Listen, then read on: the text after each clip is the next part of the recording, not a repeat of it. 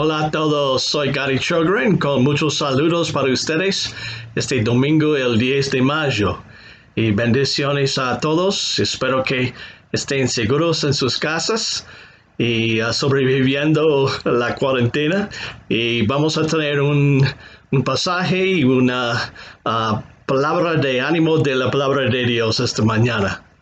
Estoy en Nehemías capítulo 1. Si ustedes quisieran ir allí, quizás es un libro de la Biblia donde no pasamos mucho tiempo. Sin embargo, no importa, porque toda la escritura es inspirada por Dios y está allí para nuestra edificación. Nehemías 1.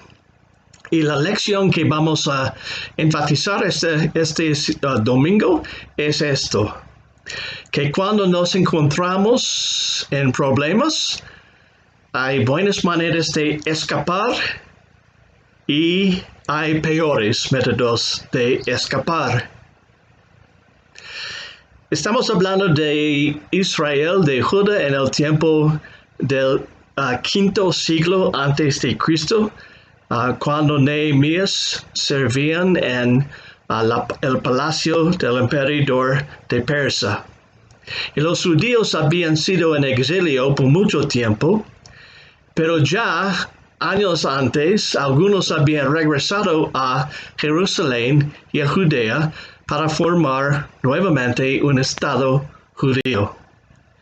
Nehemías no fue una de las personas que regresaron con ellos. Él sirvió con el gobierno imperial. El libro de Nehemías entonces empieza ciertos años después de su regreso, cuando uno pensaría que el Estado de Israel, de Judá, debe estar en buena forma, bien arreglado y todo.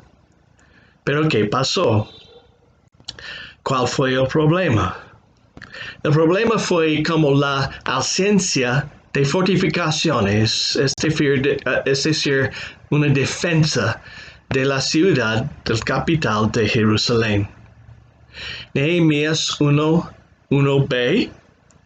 En el mes de Kisleu del año 20, estando yo en la ciudad de Susa, llegó Hananí, uno de mis hermanos, junto con algunos hombres de Judá. Entonces les pregunté por el resto de los judíos que se habían librado del destierro y por Jerusalén. Ellos me respondieron: los que se libraron del destierro y se quedaron en la provincia están enfrentando una gran calamidad y humillación. La muralla de Jerusalén sigue derribada, con sus puertas consumidas por el fuego. Y eso no había sucedido inmediatamente antes. De hecho, la muralla de Jerusalén fue dañada mucho, y también las puertas quemadas un siglo y pico antes de eso. El punto es que después de tantos años, después de regresar a la tierra de Judea, ellos debían tener en orden la muralla de Jerusalén. Pero no, es una desgracia. Pensemos en el porqué. En esos días, hasta hace 500 años, digamos, fue necesario construir una muralla alrededor de una ciudad. Fue necesario para cuando un enemigo llegó con el arco y la lanza. Entonces una muralla fue defensa suficiente. Jericó es una de las ciudades fortificadas más antiguas en el mundo. Es decir, que cuando Josué y el ejército de los hijos de Israel llegaron, la ciudad de Jericó ya había tenido una muralla por miles y miles de años. Entonces, imagínense si San José tuviera una alta muralla donde está el río Tiribí, más allá del perimercado en desamparados, es decir, y hay guardas enfrente de una puerta grandísima, la cual cerrarían al atardecer. Eso es más o menos lo que sucedió en Jerusalén o debía suceder. A propósito, ¿qué pasó hace 500 años? El tiempo que mencioné, ¿qué cambió la manera de defender una ciudad? De hecho, hace 500 años descubrieron que fue posible usar el cañón para destruir las puertas de una ciudad y sus murallas. Entonces, el ejército, el gobierno de cada estado tuvo que determinar otra manera de defenderse. Sin embargo, en el tiempo de Nehemías, la falta de una muralla fue una desgracia. Fue una ciudad ridícula. Jerusalén fue una, si tengo la palabra correcta, una hazme reír. El libro de Nehemías es la historia de lo que pasó después de esa noticia. Nehemías recibió permiso del rey para ir a Jerusalén como gobernador y él dirigió la reconstrucción de la muralla y las puertas. Él organizó la población y dirigió luego un gran renacimiento espiritual. Entonces, la historia empieza mal con un problema, pero terminó bien. Hoy vamos a pensar muy en breve cuáles pasos Nehemías tomó y en cuál orden. Nehemías hizo cosas en una secuencia, en un orden correcto para un creyente en Dios. Estoy leyendo del capítulo 1, versículo 4.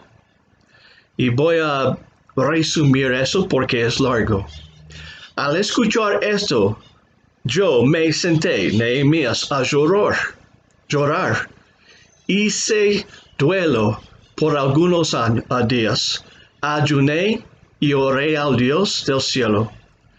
Le dije, y el resto del capítulo 1 fue su oración, que incluye alabanza, confesión del pecado nacional, suplicación y en particular suplicación con respecto a un plan que quiere llevar al rey para pedir permiso para reconstruir la muralla. En capítulo 2, un día, en el mes de Nisan del año 20 del reinado de Artajerjes, al ofrecerle vino al rey, como él nunca antes me había visto triste, me preguntó, ¿por qué estás triste? No me parece que estés enfermo, así que debe haber algo que te está causando dolor.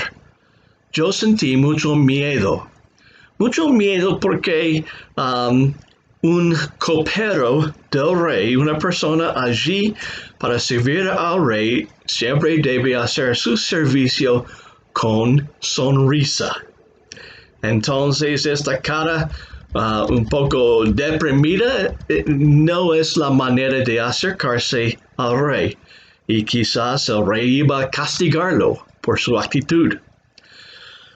Yo sentí mucho miedo y le respondí, que viva su majestad para siempre. ¿Cómo no he de estar triste? ¿Cómo no he de estar triste si la ciudad donde están los sepulcros de mis padres se halla en ruinas, con sus puertas consumidas por el fuego? ¿Qué quieres que haga? replicó el rey. Encomendándome al Dios del cielo, qué lindo la frase, le respondí, si a su majestad le parece bien, y si este siervo suyo es digno de su favor, le ruego que me envíe a Judá para reedificar la ciudad donde están los sepulcros de mis padres. En cuanto le propuse un plazo, el rey aceptó enviarme y luego el rey accedió a mi petición porque Dios estaba actuando a mi favor. Durante esta conversación, el rey hizo ciertas preguntas detalladas y Nehemías respondió con quiero hacer XXX, regresar después de tanto tiempo y resumir mis responsabilidades aquí en el palacio. Y el rey dijo que, ¿cómo no? Bueno, ¿y qué para nosotros? Como nos encontramos en problemas, hay buenas maneras de escapar, de resolverlos, y hay peores métodos. En todo, nuestra meta principal, por supuesto, siempre debe ser no nuestro éxito, sino la gloria de Dios. Voy a sugerir que lo que tenemos aquí en la historia de Nehemías es, hay tres pasos o tres cosas que él hizo que son una lección para nosotros. 1. Orar. 2. Planificar. 3. Actuar.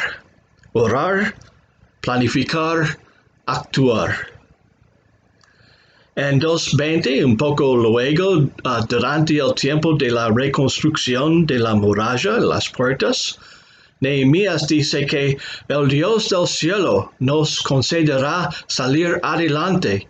Nosotros, sus siervos, vamos a comenzar la reconstrucción. Y de hecho, dentro de 53 días, no más, ellos llevaron a cabo el trabajo. Una velocidad tremenda realmente, al considerar la dificultad de mover las piedras y todo. Entonces, es una buena dirección que él tomó.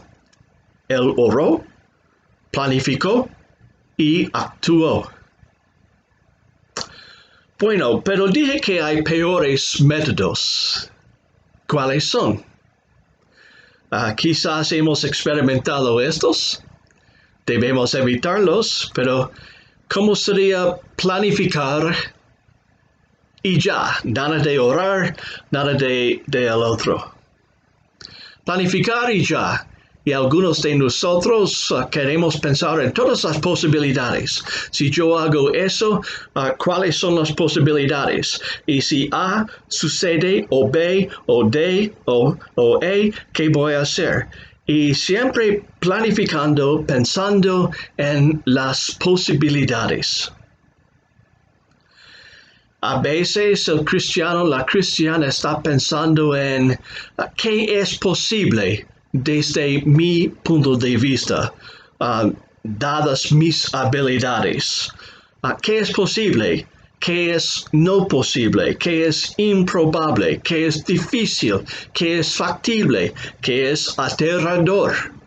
Es decir, la persona con su mente siempre está pensando, pero nunca ha parado para decir que, mire, yo tengo que hablar primero que nada con el Señor sobre esta cosa y pedir que Él dirija mi mente, mi intelecto en esta situación. Planificar y ya es un error básico. Por otro lado, una persona podría orar y ya. Mire, a veces es posible en ciertas situaciones que oración es lo que el Señor tiene para nosotros para hacer y no hay nada más. Entonces, si tenemos una indicación de Dios que debemos orar por una situación, orar sin cesar quizás, pero el Señor nos ha motivado, no nos ha motivado para tomar acción o tomar pasos más concretos, estamos bien. Sin embargo, a veces en nuestra oración, lo que se descubre es otro llamado de Dios, una llamada a la acción. Es decir, que debemos orar y luego, basado en lo que el Señor nos ha mostrado y cómo nos ha dado poder y habilidad de hacer una cosa, debemos tomar pasos, acción. Santiago 2 dice que la fe sin obras es fe muerta, es decir, que no es fe de nada, no hace nada. Entonces, si nuestra fe no resulta en la obediencia que Dios está indicando, no es fe, es falsa y nuestra oración es en vano. ¿Qué de esto? ¿Otro plan falso que va a fracasar? Planificar y solamente luego orar. Señor, he decidido que quiero hacer X, por favor ayúdame. Eso no es el orden correcto. Debemos orar y hablar con el Señor antes de pensar en cuáles son las posibilidades. No sencillamente planificar y orar, pero orar y luego planificar en el orden correcto, ¿verdad? Otro problema, otra manera de fracasar es planificar y actuar, y cuando fallamos empezamos a orar. Otra vez no. Planificar, actuar, excelente. Pero orar primero y orar durante y luego orar después también. Antes, durante, después, oración. Entonces, otra vez, orar, planificar y actuar en el orden correcto. Y Nehemías realmente nos ha dado un buen modelo de cómo hacerlo. Cada día el Señor va a probar nuestra fe para mostrarnos cuán fuerte es y cuán durable es. Él está allí para estirar nuestra confianza en Él y también llamarnos a obediencia y a veces en áreas nuevas, en acciones que nunca hemos experimentado en el pasado. Si algo es demasiado difícil, y bueno, me imagino que reconstruir la muralla de Jerusalén dentro de 53 días es el reto más difícil que lo que tenemos que enfrentar en nuestra vida. Pero si es algo difícil, hay que preguntarse, ¿realmente he orado de manera seria antes de evaluar la situación? ¿Antes de actuar dentro de la situación? ¿He averiguado si el Señor quiere que yo tome acción? ¿Mis planes tienen como base mi miedo o fe en el Señor? Nehemías nos muestra el camino correcto y en el orden recto: orar, planificar y luego actuar. Que Dios nos bendiga durante esta semana y en cualquier reto que tenemos, que nosotros tengamos el poder y la dirección de Él para servirlo. En el nombre de Jesús. Amén.